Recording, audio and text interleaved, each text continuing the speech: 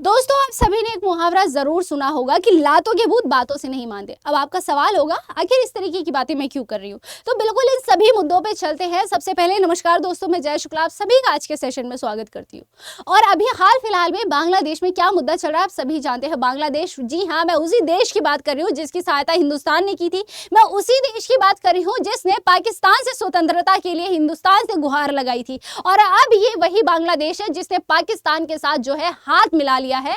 और यहाँ पर बांग्लादेश में हिंदुओं के साथ इतनी बुरी तरीके से व्यवहार किया जा रहा है, इस प्रकार दुर्व्यवहार किया जा रहा है कि उनको जिंदा जला दिया जा रहा है, उनको मारा पीटा जा रहा है, उनके साथ बहुत ज्यादा अत्याचार किया जा रहा है। अब आप मेरे पीछे ये शख्स देख सकते हैं जिसका नाम है मिस्टर कमरन सैयद। अभी जो है पाकिस्तान के एक नेता है, इन्होंने बहुत बड़ा ऐलान दिया है। ये कहते हैं कि हम इंडिया का एयरबेस उड़ा देंगे। भाई, इन्होंने इतनी बड़ी स्टेटमेंट दे दी कि हम हिंदुस्तान का एयरबेस उड़ा देंगे। और किसके साथ मिलकर के? बांग्लादेश के साथ मिलकर। इन्होंने भाई एक और स्टेटमेंट दी कि हम जो है बांग्लादेश अगर हिंदुस्तान पे कल को अटैक भी करता है तो हम बांग्लादेश के साथ है। यानी कि भाई तुम उसका, यानी यहाँ समझ रहे हो अब की चोर चोर मौसेरे भाई वाली बातें हो रही है कि अभी बांग्लादेश और पाकिस्तान एकजुट हो रहा है। यहाँ पर इन्होंने क्या किया है, एक साथ मिल गए, इन्होंने हाथ मिला लिया। अब मैं सबसे पहले आपको दिखाना चाहूंगी कि हमारे एयरबेस, कौन से एयरबेस की बात हो रही है। सबसे पहले आप देख सकते हैं, यह है सिलगुड़ी का हिस्सा, यहाँ है हमारा एयरबेस, जिसे आप चिकन नेक भी कह सकते हैं, यहाँ पर है। ठीक है, अब ये वही एयरबेस है। अगर मैं बात करूं, क्या सिर्फ यही एयरबेस है हमारा? नहीं, हमारा असम में भी है, हमारा पश्चिम बंगाल में भी है। लेकिन इस एयरबेस की बात कर रहा है कौन? पाकिस्तान कर रहा है। अब ये वही एयरबेस है जहां पर कहीं ना कहीं बांग्लादेश की अक्सर नजर रहती है, जहां चाइना की भी नजर रहती है। और यहीं पर मैं बात करूं आपसे, हमारा राफेल विमान भी यहीं पर है। ठीक है, तो अब इस एयरबेस की बात हो रही है कि हम इस एयरबेस को उड़ा देंगे। लेकिन मैं यहाँ पाकिस्तान को एक बात याद दिलाना चाहूंगी, शायद पाकिस्तान जो है अपनी हरकतों से जो बाज नहीं आता, शायद पाकिस्तान भूल गया है ऑपरेशन सिंदूर को, जहां हमारे हिंदुस्तान की महिलाओं ने तुम्हारे देश में, तुम्हारे मुल्क में घुस करके तुम्हारे एयरबेस के चिथड़े उड़ा दिए थे। जी हां, मैं दिखाना चाहूंगी वो सारे, अभी आपको मैं सारी तस्वीरें दिखाऊंगी। ऑपरेशन सिंदूर शायद पाकिस्तान यहां पर भूल रहा है, तो मैं एक बार याद दिलाना चाहूंगी यहां पाकिस्तान को कि आप शायद भूल रहे हैं कि किस प्रकार से, याद है वो नाम, यानी मैं बात कर रही हूं विंग कमांडर व्योमिका की, या फिर मैं बात कर रही हूँ आपसे यहाँ कर्नल सोफिया की। आपको याद होगा किस तरीके से हमारे ड्रोन से आपके यहाँ भैया, आपके एयरबेस पे किस तरीके से हमारे ड्रोन से यहाँ पर हमले किए गए। या फिर मैं बात करूँ यहाँ कि किस तरीके से ब्रह्मोस मिसाइलें छोड़ी गई थी। आप देख सकते हो भाई, इसके प्रॉपर आप इमेजेस देख सकते हैं किस तरीके से इनके चिथड़े उड़ा दिए गए थे। ठीक है, आप ये देख सकते हो पूरा ये जो इनका एयरबेस है भाई, इसके चिथड़े उड़ा दिए गए थे। और ये किसी और ने नहीं किया था, ये ऑपरेशन सिंदूर में हमारे हिंदुस्तान की महिलाओं ने किया था। तो आप कुछ अगर बोल रहे हैं तो थोड़ा सा अगर आप कुछ याद कर लें, कुछ पुरानी तस्वीरें मैं आप लोगों को दिखाना चाहूंगी, तो शायद आपकी जो याददाश्त है शायद वापस आ जाए, क्या हुआ था क्या नहीं हुआ था, है ना। ठीक है, उसके बाद जो है आप इंडिया के एयरबेस उड़ाने की बात करिए। पहले आप अपने एयरबेस जो है बचा लीजिए, उसके बाद कहीं हिंदुस्तान के बारे में सोचिएगा। ठीक है, उसके बाद आप देख सकते हैं कि जो चल रही है मामला, यानी कि यहाँ जो पाकिस्तान है कहीं ना कहीं बांग्लादेश के जो है कंधे पे बंदूक रख करके चला रहा है। अब देखो यहाँ जो सारा मामला चल रहा है, बांग्लादेश में जो मामला चल रहा है, यहाँ पर हिंदुस्तान बांग्लादेश का जो चल रहा है, सारे मुद्दे जो शुरुआत हो रही है वो कब से हो रही है भाई? शेख हसीना जब से हिंदुस्तान आ गई हैं तब से बांग्लादेश में हिंदुओं पर अत्याचार किया जा रहा है। अब इन्हें लग रहा है कि अगर ये सारी चीजें होंगी तो कहीं ना कहीं जो है इंडिया जो है शेख हसीना को वापस कर देगा।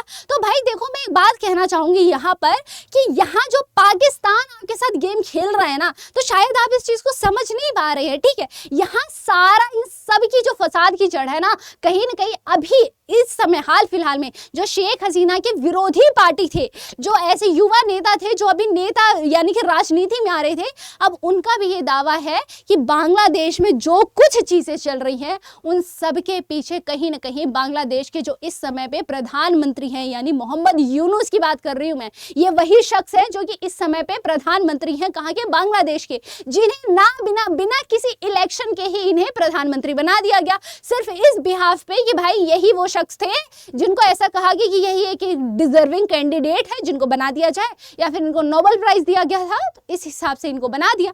अब बात आती है कि अभी सारे आरोप यहाँ शेख हसीना जी ने भी आरोप लगाया है यही कि सबके पीछे जो है इन शख्स का हाथ है। यानी कि आप देख सकते हो ये सारी जो प्रोटेस्ट होता है ये सब चलता है एक स्टूडेंट से, यानी कि यहाँ मैं बात कर रही हूँ शरीफ ओस्मान हादी की। यहाँ सारा प्रोटेस्ट यहाँ से शुरुआत होती है, जहाँ पे वही वो शख्स था जिसने कहा हम हिंदुस्तान के टुकड़े कर देंगे। यानी कि समझो कि गाजर मूली वाली बात हो गई कि भैया तुम तोड़ दोगे, इतना आसान है हिंदुस्तान के टुकड़े करना। यानी आप पहले अंडे से ढंग से बाहर आ जाइए। 25, 26, 27 साल का एक युवा आकर के कह देता है कि हम हिंदुस्तान के टुकड़े कर देंगे। समझो बांग्लादेश की ना उतनी आबादी भी नहीं होगी जितनी हमारी एक राज्य की आबादी है। सिर्फ उत्तर प्रदेश या फिर मैं बिहार या हरियाणा की बात करूं, यहाँ के भी युवाओं के इतनी आजादी दे दी जाए ना कि यहाँ एक्शन वो खुद ले लें, तो बांग्लादेश का नामो निशान तो इन राज्यों से ही नहीं बचेगा। यहाँ के युवा ही आके लिए काफी है। और ये 25-26 साल के आकर के कहते हैं हम हिंदुस्तान को तोड़ देंगे। हम इनकी जो 7 बहनें हैं, यानी मैं बात कर रही हूँ असम की, मणिपुर की, इन सबको, अरुणाचल प्रदेश, इनको हम अलग कर देंगे। यानी हलवा इतना आसान है कि आप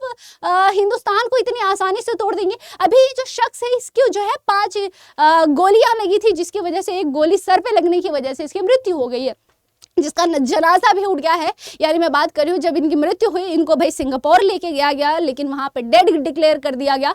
वापस जब बांग्लादेश आते हैं तो प्रोटेस्ट ने और ज्यादा क्रूर रूप ले लिया था, यानी कि और ज्यादा बढ़ चुका था। आप देख सकते हैं कि ये वही शख्स है, ये है इनके भाई, यानी कि ओस्मान हादी की ये शख्स जो है ये है भाई, जिन्होंने बहुत बड़ा ऐलान दिया है। यानी मैं बात कर रही हूँ ओस्मान हादी जो कि शेख हसीना के विरोधी पक्ष में था, उसी के भाई ने बहुत बड़ा ऐलान दिया कि इन सब यानी बांग्लादेश में जितनी चीजें चल रही हैं, जो हिंदुओं के साथ चल रहा है या जो वहां महिलाओं के साथ हो रहे हैं, जितने अत्याचार हो रहे हैं लोगों के साथ, उन सब के पीछे वहां के जो प्रधानमंत्री हैं उनका हाथ है, यानी कि मोहम्मद यूनुस का इन सब के हाथ है। इन सभी के पीछे सारी चीजें चल रही है वो मोहम्मद यूनुस का है। यानी अभी आप देख सकते हो कि जब ओस्मान हादी की मृत्यु होती है, उस पर गोलियां चलाई जाती है, उस पर अटैक होता है, तो यहाँ पर लोगों ने आरोप लगा दिया कि ये इंडिया करवा रहा है, लेकिन यहाँ इंडिया से कोई लेना देना नहीं है। आप समझ सकते हैं कि यहाँ कहीं ना कहीं जो है पावरफुल कंट्रीज भी साथ दे रही है मोहम्मद यूनुस का,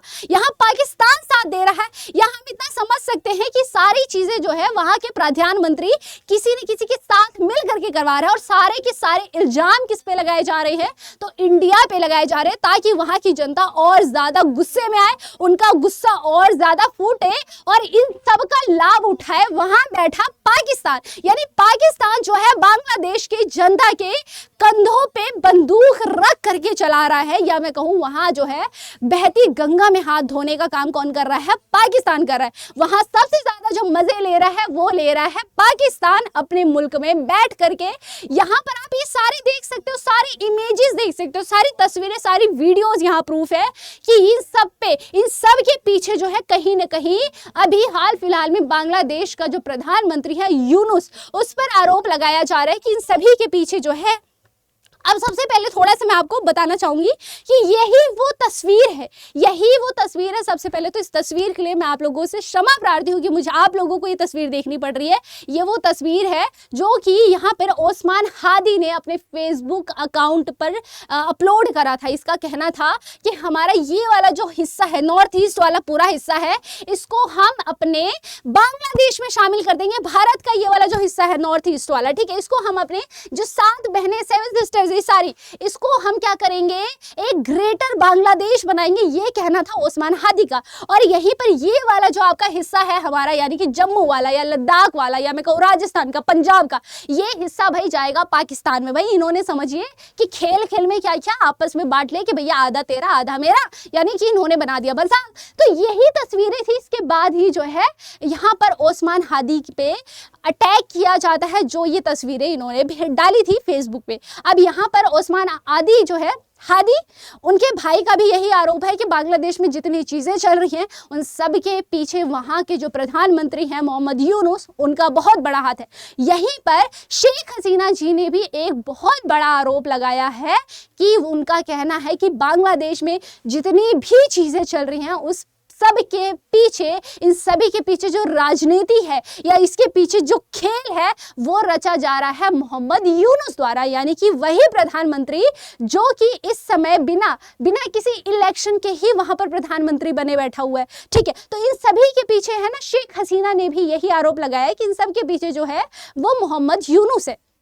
अब यहाँ पर आप सभी देख सकते हो कि भाई देखो, अब ये सारी चीजें जो चल रही है ना, यहाँ कहीं ना कहीं अब इंडिया को बहुत ज्यादा अभी तक आप देख सकते हो कि अभी हिंदुस्तान में कुछ होता है किसी भी धर्म के प्रति तो सबसे पहले ये पॉलिटिकल पार्टीज आ जाती हैं, या फिर मैं कह रही हूँ बॉलीवुड भी यहाँ पे आ जाता है। लेकिन यहाँ पर बांग्लादेश में हिंदुओं के साथ ना जाने क्या क्या हो गया, लेकिन अभी तक सबके मुंह पे चुप्पी बांधे, सभी लोग चुप्पी बांध के बैठे हैं।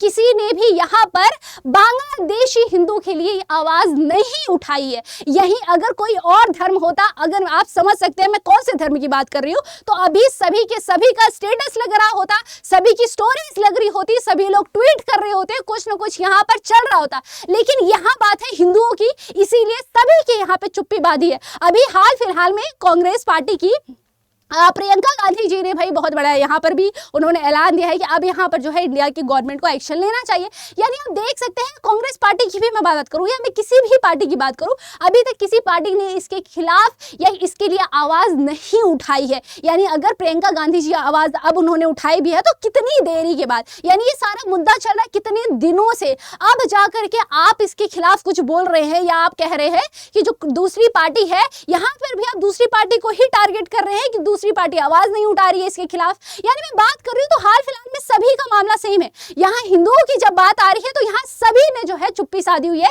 किसी कोई भी आगे आकर के बोलने को यहाँ तैयार नहीं है। आप ये इमेजेस देख सकते हैं, ये है बांग्लादेशी, जहां आज भी आप देख सकते हो पाकिस्तान का फ्लैग लेकर के घूम रहे हैं ये, ठीक है। यानी समझ सकते हैं कि किस तरीके की बात है, किस तरीके का माहौल वहां पे हो चुका है, वहां पर हिंदुओं के लिए कितना बड़ा खतरा बन चुके हैं ये लोग। यानी आप ये सारी इमेजेस सभी का गवाह है, इन सभी का सबूत है कि अब हमारी इंडिया की, हमारी जो इंडियन गवर्नमेंट हो, उनको अब यहाँ पर एक्शन लेना होगा। क्योंकि यहाँ इन्होंने सिर्फ यही नहीं, हमारी एम्बेसी तक में घुसने की कोशिश की, इन्होंने वहां उखाड़ फेंकने की बात की है।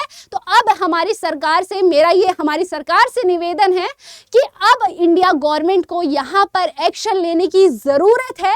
अब यहाँ पर आपको एक सही तरीके से एक्शन लेना होगा और वहां के हिंदुओं को सेफ रखना अब हमारी जिम्मेदारी बन जाती है। आपको क्या लगता है कि क्या इंडियन गवर्नमेंट को अब एक्शन लेने की जरूरत है? अपने विचार कमेंट सेक्शन में जरूर बताइएगा।